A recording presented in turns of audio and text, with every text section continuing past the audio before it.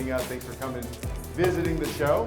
But you're not here to listen to me. You're here to listen to the one and only reality TV personality, Craig Conover. Hey, what's up, everybody? Hey. Thank you, Adam. It's a pleasure to be here. You have a beautiful show that you set up, and everyone's been so nice and positive, and we love just being around good energy and nice people. So this is awesome. Thanks for everyone to coming out. He's gonna play your video. Yeah, I know. We've got. Oh, I thought. Yeah. No. So we're playing this. Oh, I don't even watch my own. I don't watch myself on TV, so this might be a little. You don't even know what we're about to put up here. Yeah. Hey y'all, I'm Craig Conover, and welcome to Sewing Down South.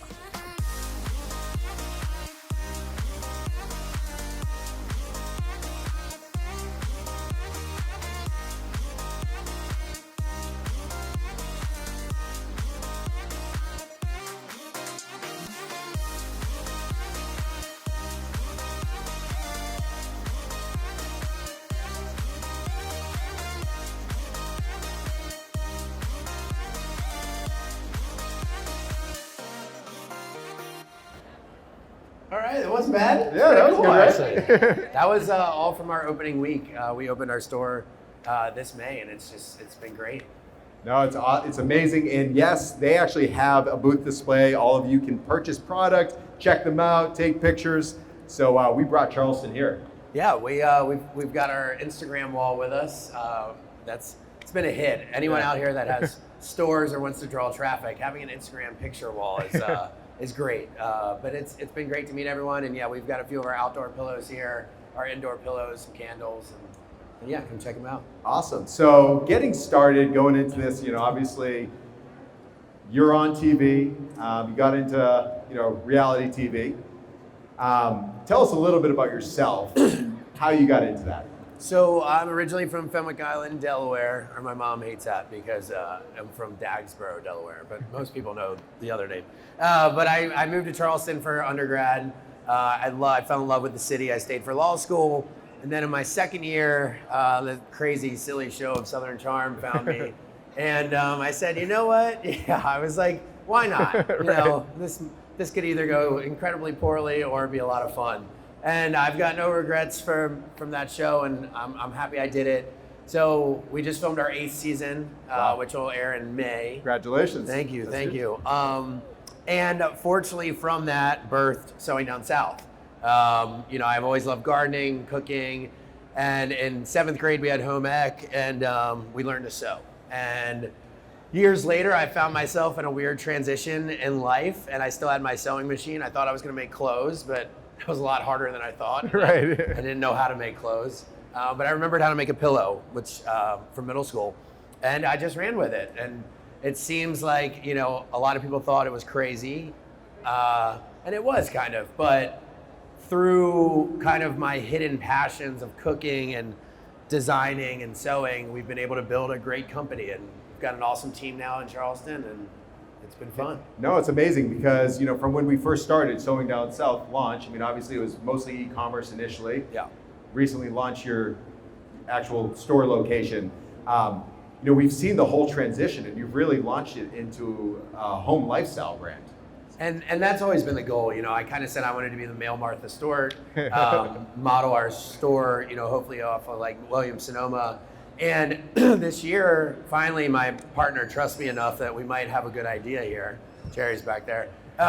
Jerry, you can raise your hand. Yeah, Jerry's there. Let's Jerry give him a makes little all the round of magic applause. happen. Yes.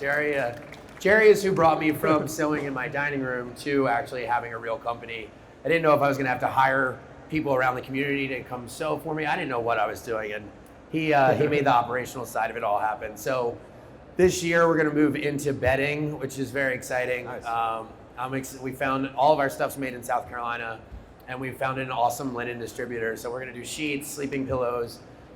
We've got some outdoor mirror mine pottery, basically, that we're making, and we're just running. And basically, as we grow, I'm allowed to create new products, and adding to our line has just been really fun. That's awesome. So talking about your line and how all these products come about, there's a design process. What do you guys go through when you're going through the whole process as far as what the next design is? So in the beginning, I base a lot of my designs off personal travels and history. The very first design was a Maryland blue crab. I've got a ton of history from my dad grew up there and my mom, and all of our family gatherings were based around having like a crab feast. And I just knew that there was a lot of sentimental value behind that, and the people in the Northeast and Mid-Atlantic would love it. That worked, and so I just started to draw from other travels from my time in the Bahamas. I spent some time in the Bahamas, so we started to do like lobster pillows. So it was a lot of coastal chic in the beginning. Now, people are like, wait, we kind of like your pillows more than just having a souvenir. We really want to decorate our home with these. And so now we're working with some great college artists in Charleston. I sketch up the designs, and then they're able to turn it into a graphic. We're going to be doing a line with Paige this year, which will be a white and black line, which I'm really excited about. Paige is my girlfriend, if you don't know, but she basically, her aesthetic is black and white, and we don't have that yet. So at this point, it's just drawing from personal experiences, things that I like when I travel and see, and I'm fortunate to work with some great artists. No, definitely, and it's inspiring because it's not just a brand. You're not just putting out designs. I mean, the fact that it's really tied in locally, and you're using local artists and you're artisans and different people in the community. It's nice that it's a community brand. Yeah, there's 8 small family businesses goes into making our pillows. So through the printing, the cutting, they're all located. One of them is in North Carolina, but the rest are in South Carolina. We're not loyal to, we are loyal to South Carolina, but basically everything's made in the States, which is great for us. And it's been fantastic. And one of my goals, especially with our holiday pillows, which I have our Palmetto Christmas tree pillow here, is to kind of give a sense of a memory when you walk into your room. So a lot of people can use these pillows to remind them of their childhood or a happy place in life. And that's truly how it started, was to make pillows fun again. Now we're moving into a more aesthetic look, but it's been happy. No, definitely. And, we've seen different partnerships from when you started this, ranging from HSN to Thomasville. Can you tell us anything? Can we expect anything coming? Any new partnerships? Well, my mom's favorite store is Home Goods, so I was very excited to be partnering with them. So this year we will have a line with Home Goods, which is crazy exciting, but nerve-wracking because honestly it adds a whole nother level to production. We're trying to figure out how we're going to make the pillows now for them, but it's really exciting. And there's a few other companies that we're talking to, but even Lowe's is interested in having our outdoor pillows at their stores, and it's a blessing to have all these companies come to us. The thing is they're different businesses. Right. In order to sell in Lowe's, we'd have to get our price point down to about a quarter of what it is right now. And so figuring out if we want to move in that direction or not is kind of a fun problem to have, but it's definitely causes a lot of fun arguments between me and Jerry. So no, and I mean, looking at pricing and business and everything, what's great about the fact that your line is accessorizing, even in candles to pot holders to all these different things, even if it costs a little bit more, there's something in your line for everyone. Yeah, we hope so. And I think people really realize that when they come into the store, because we've got dog leashes and collars, and we're about to start making dog beds from our Thomasville collection. The kitchen stuff is very close to my heart because I started cooking at a young age, and I really enjoy it. And through that experience, our stuff I never wanted to make a cheap product. I wanted the stuff to look nice, but I also wanted it to have functionality. And someone came up and said they have our oven mitts earlier, and it just makes me happy because they're like, they're our favorite oven mitts. And I'm like, yeah, people have favorite oven mitts. That's what you grab when you go to the oven. And then these candles were my passion project. So we did 5. Actually, when I was filming Winter House, I designed the sense of this candle collection, and they've just done incredibly well. It's been a fun series of challenges because even though they're made here, the glass comes from overseas, and the glass for our candles is stuck on a boat in the Pacific somewhere right now. So a lot of businesses here can relate to that. Okay, yeah, the supply chain issues going on right now has been, it's not fun in any sense of the word. Right. But it's added a unique challenge that we didn't expect to run into. Yeah, and I mean, looking at business, business has challenges as a whole. Starting sewing down south, what would you say the biggest challenge has been? For me, it was getting out of my own way. My procrastination is terrible, and I knew that the smart thing that I should do is write a business plan. And the fear of writing that business plan kept me from moving forward with my company at all. I'm not saying you shouldn't write a business plan, you 100% should, but I'm saying me getting out of my own way was the thing. Now, look, of course, everyone in my life was like, just go be a lawyer. You know, my parents were super supportive, but everyone else was like, you're an idiot, go practice law. Right. That didn't affect me as much as I know it does with other people, but look, no one is gonna believe in you other than yourself, or hopefully your partner. And that might mean that you have a great idea, because it seems crazy to everyone else, but it happened to work. And so finding a partner, I have 2 partners, that's what changed my entire business. I wouldn't be here without the 2 partners. We have a branding expert and an operations guy. You know, I knew how to sew, I knew how to design, and I knew how to make people want my product. I did not know how to deliver that product to them. And so I think I wouldn't start a business ever again with just me.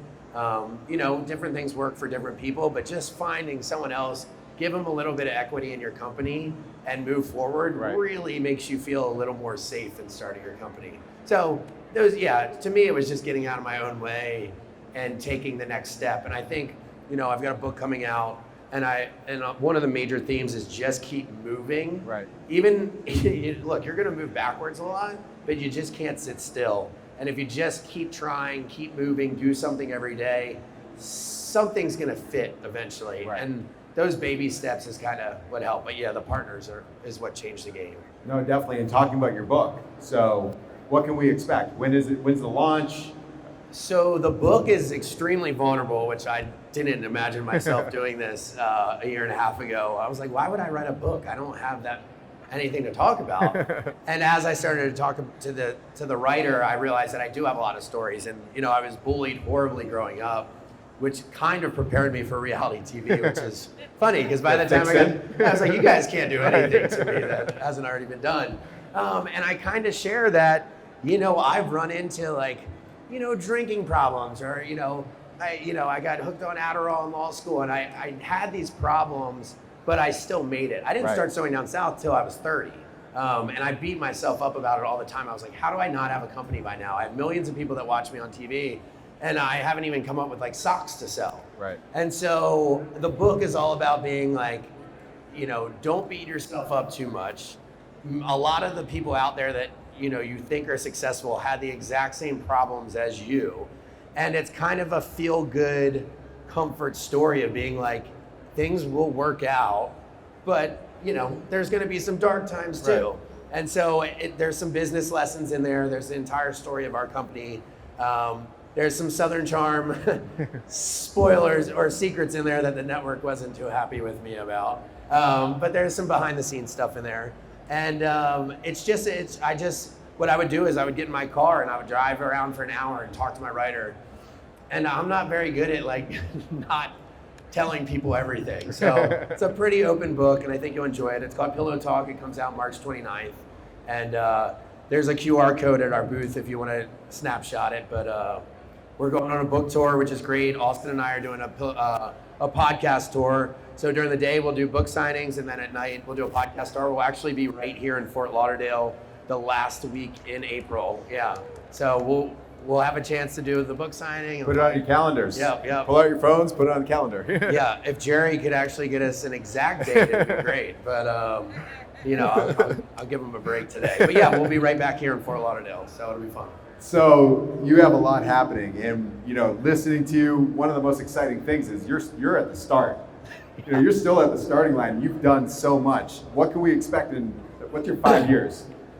I would love to. I love interacting with everyone, and if it was up to me, I hope to have a platform one day when I can truly be myself.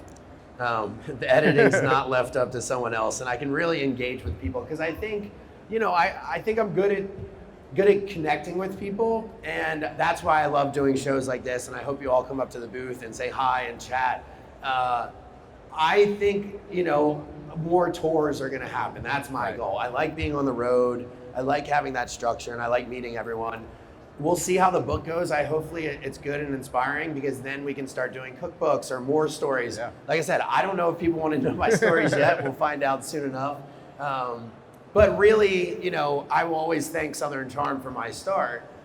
But moving away from kind of the reality TV, I mean, I'll always be there, but I would love to do, you know, a talk show or something like that. I don't know, Jerry's gonna be like, what are you talking about? But I would love to do this every day. And I love, you know, people asking questions and engaging. So I would love to build the company, continue to build the company, maybe do a pop-up or a store down here would be awesome. Yeah, that'd be awesome. And, you know, we want to go on tour again with the Pillow Tour, the Pillow Party Tour, and do pop-ups all over. And if we do that tour again, we'll definitely be down here. But I probably should sit down and write down my 5-year plan. Right? Honestly, is what that made me realize, yes. So, I mean, there's so much to know. I mean, I have a quick, just 3-question rapid fire. I'm going to throw it at you. Let's do it. We're going to start off because your podcast is Pillows and Beer, right? Yes. Yeah. So, what's your favorite beer? Bud Light. Who expected that? Yeah, I'm a Bud Light guy. There you go. Yeah. Favorite place to visit? Oh, I just went to Puerto Rico for the first time and I loved it. Because my house in the Bahamas got destroyed by Dorian and the whole island did, so I haven't been back there. But yeah, check out Puerto Rico because it's still in the States, so you don't have to deal with COVID travel restrictions, and it was great. So yeah. And lastly, favorite or most memorable pillow design that you came up with? I mean, honestly, my first one, which was the blue crab, I have to credit my dad because I just knew people like stuff with crabs on it from where we grew up, and it just worked, and the demand was there, and I was like, I just knew that maybe I had something there. Right. So that my first one was probably it. That's awesome. So now we're going to open it up for a little bit of Q&A because we want to know what you want to know, and I'm sure you all have some questions. So I'm actually going to hop down and I'll bring the mic over. Perfect. Does anyone have any questions that I can start with? Anybody? Yes. Do you plan to marry Paige? I think so, ma'am. I think so. Yeah. I wish she was here. She wanted to be, but we have to. She's stuck in Florida this weekend, but she's meeting me in Charleston on Monday. So, yeah, she's great. Anyone else? Yep. What kind of lawyer would you have been? Because I'm a lawyer, so I'm curious. So when I was still involved, I was doing pharmaceutical litigation, and I didn't realize how dangerous medicine was. I remember calling my grandmother and being like, "Stop taking everything that you're taking." But I interned at the public defender's office in law school. I thought I wanted to do criminal defense. I didn't have the heart for it because you just get crushed every day. I was a little too, I was too empathetic to do it because everyone was going to jail, and I was just like, this is crazy. And so I was like, you know what? Maybe I'll just go into suing people where it's not as bad. But yeah, so personal litigation is what I was good at. All right, we have a question over here. Hi. My question is, I think you would be very well suited for a traveling cooking show. For what? Traveling cooking show. Oh, I would love that. Thank you. That's kind of the dream, is to do a travel show or a cooking show, and it would be great to go to different locations and have someone there teach me how to make a dish. But that's awesome, and thank you. I really appreciate that. Thank you. That would be, that's the dream. We have one more here. So those that were laughing at you for thinking about this pillow thing from the show, what do they think now? I mean, the store was definitely a giant middle finger to everyone. I tell people all the time, thank you. I tell people all the time that it's not the right reason to do something was to prove everyone else wrong or spite, but I would be lying if I said it didn't feel good. You know, it felt great, but you can't use that as your motivation. But it's funny to see who will and won't come into the store now. And you're just like, come on, Shep, you can come in the store a little bit. Actually, I have a question in regards to that.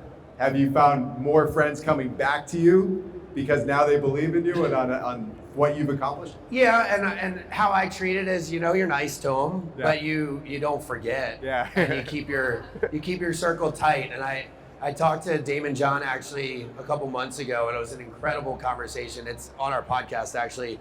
And he was like, you will find as you grow and become more successful, your circle actually gets smaller, and you don't have to feel bad about that. Yeah. And you don't have to feel bad about cutting that negativity out of your life. Definitely. We have a question here. Give us a little teaser on Southern Charm this next season. I will say that Southern Charm Season 8 is back to the roots of Southern Charm. I mean, it is, yeah, Jerry's got his hand up there like this. But it is a wild, wild season. And there is, somehow we did it again where there's stuff that happens that you could not make up in your wildest dreams. So Shep and I are gonna look like lunatics as always, and it's fun. It's a good, and you get to see the show. Yeah, you get to see the store for the first time ever. So we film inside Sewing Down South. We travel. We track my journey a little bit, and Paige is on this season. So yeah. We have one question here. No, I got two. Oh, things. two. That's right. I'm from Michigan, and I actually came all the way here to see you. Oh my gosh! Well, you better give me a hug later. I'd love to meet you. And my second question is, what was your company machine that you use, sewing machine? So I started with a Brother machine that I bought off Amazon. It was like $200, and it could embroider and sew, which I thought was awesome. And I loved the embroidery that really got me hooked into all of this. And then I graduated to a Bernina. So I use Berninas now, and I've got my little shop in Mount Pleasant that I go to, and they fix my machines up. But I'm a Bernina kid now. We have one more here. Do you think Naomi's kicking herself that she didn't hang in there? Yeah, you'll get to see all that on this season. So I get into the spoilers. There's always that season Yeah. one, so. All right, one question here. So the whole story you shared about struggling, so that's interesting, good perspective. I'm just curious, during your journey starting this endeavor, like, is there a moment where, when you're starting out, you don't feel that doubt and kind of get to move? Is there a moment you recall where you said it's starting to move, you kind of figured it out, and the momentum shifted in a positive forward way? Yeah, like I said, for me, finding my team was huge. And I finally thought that it might be okay is when Jerry called me and was like, hey man, do you need any help? And he was like, I found a place that can make the pillows if you sell them. And that's where I was stuck because I just couldn't keep up. And so when I figured out that there was a way to make the product and it was feasible, that's why I was like, now I can do the rest of it. So yeah, for me, that was fun. But then our first month of sales, we sold a lot of pillows. Well, I mean, yeah, we sold a lot for just starting out. And then the second month, things stalled. And they panicked. And they were like, maybe this isn't that great of an idea. And then as long as you were selling at least a pillow a day, I was like, this is fine. Like, we're going to be okay. And so it wasn't until we adopted our first philanthropic cause, which was the hurricane in the Bahamas, where I was like, all proceeds from this pillow will go to the Bahamas. That's when our company really took off. And we sold a ton of those pillows. We raised like 60 grand for the Bahamas. But through that, we sold a ton of other stuff. But yeah, you're always going to be stuck. Just keep moving, basically, yeah. And question here. So I'm curious what Patricia has to say now. Yeah, she came to the store opening, which was nice. Yeah, she was there, and she's super proud of me. I read about it in the book, but that was kind of my last big mess up when I messed up with her. Even though it wasn't right for me at the time, I still messed up. But it's funny some of the stuff that's happened. Yeah, she comes to us for advice now, and if she needs to make something, she comes to us, and it's humbling. But she's taken it in stride. Any other questions? Are you still selling your pillows on HSN? I believe if you go to their website, you can find them. The HSN experience was a wild one. I remember dancing in my car, which probably wasn't safe when I found out that we got the deal. It was always a dream of mine to be on a network like that. what you learn working with HSN is it's a process, and like we will continue to sell with them. They'll be in limited special collections. It was an awesome badge to put on the company and say, look guys, we're on HSN, we're real now. But there's a time and a place for it, and I didn't have to deal with as much as Jerry did, but funny story, we had 6,000 pillows made for them. The tag said made in the USA, and we had to take off every single tag and resew the pillow and say constructed in the USA because our raw material comes from overseas. And so there was some fun learning curve stuff there with that. But they're a great company, and I hope to continue doing holiday stuff with them. Awesome. So does anyone else have any other questions? All right, well, what we're going to do now, Craig, I can't thank you enough. You guys are great. This is awesome. Okay, let's give them a round of applause. Thank you. It would feel a little silly if there was only 2 people up here. No, but that's not, what was awesome is that, it's not just your story, it's not just your success and where you started and where you went, but it's inspiring. The stories are awesome. I can't wait to read your book. But what we're going to do is we're going to go right over to the edge there. We'll have a little meet and greet, take a picture with Craig. But go shop some pillows. Yeah, cool. Thanks, guys. You all are awesome, and can't wait to meet all of you. Awesome.